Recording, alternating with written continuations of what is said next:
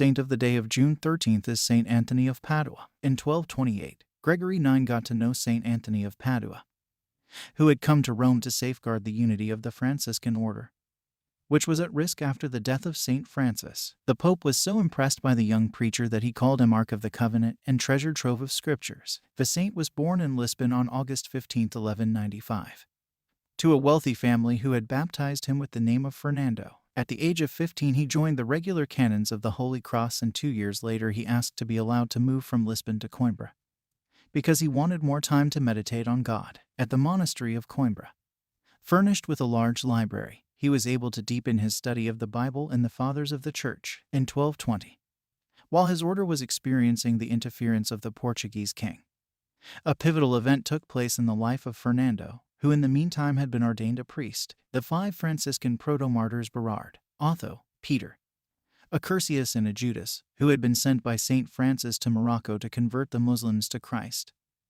had been beheaded and their bodies were taken back home via Coimbra. For Don Fernando it was a call to the mission. Having obtained permission, he left the Augustinian canons and joined a hermitage of Franciscans. He marked his new religious beginning with a change of name. He decided to call himself Anthony, in honor of Saint Anthony Abbot. Desiring the grace of martyrdom, he obtained to go with a confer to Morocco.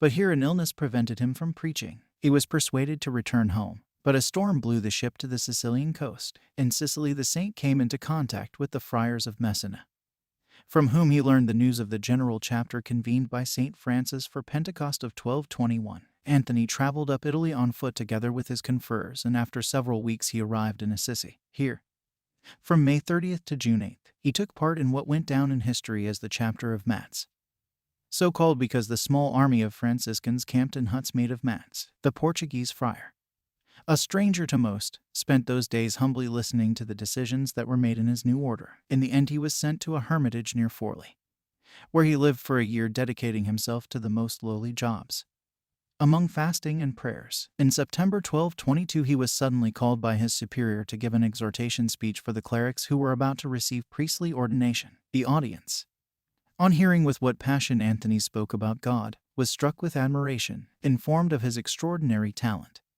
the superiors of Assisi directed him to preach in northern Italy. Here Anthony's faith worked.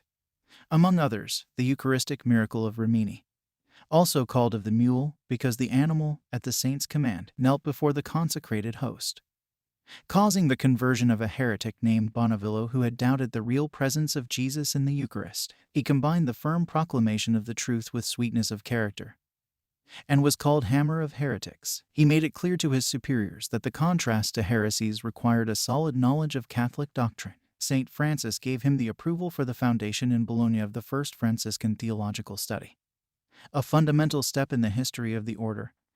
To Brother Anthony, my bishop, Brother Francis wishes you health. I like that you teach theology to our brothers, on condition, however, that, because of this study, the spirit of holy prayer and devotion is not extinguished in it, as is prescribed in the rule. Francis himself, in 1224, sent him as a missionary to France to continue his work of converting Cathar heretics. He returned to Italy after the death of the Saint of Assisi, and in 1227 he was appointed minister provincial for northern Italy. It was then that, while continuing to travel, he established his habitual residence in the convent of Padua. In those years his sermons, which ranged from truths of faith to purity of life, were followed by huge crowds of faithful. Moreover, he spent long hours in the confessional. In Padua he finished writing the 2nd volume of the Sermons, in which the reflection on the mystery of Christ is central, a mystery into which the faithful can enter with prayer and love for Mary, which Anthony called masterpiece of the Most High. He said that he was sure of her assumption in body and soul,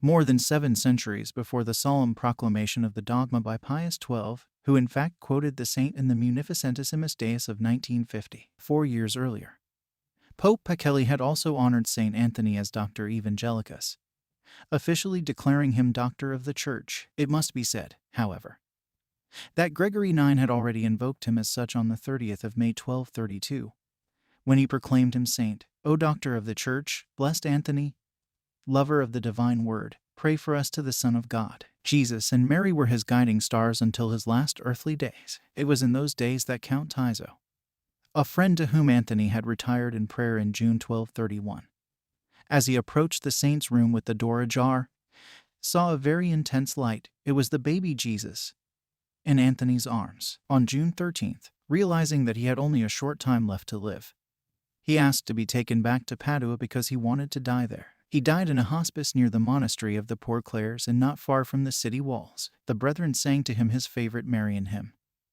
O Gloriosa Domina. He returned to the Father after saying, I see my Lord, patron of poor, oppressed, orphans, prisoners, shipwrecked, sick children, pregnant women, travelers, fishermen, Native Americans, fiancés, marriage, invoked against sterility, Brazil, Portugal.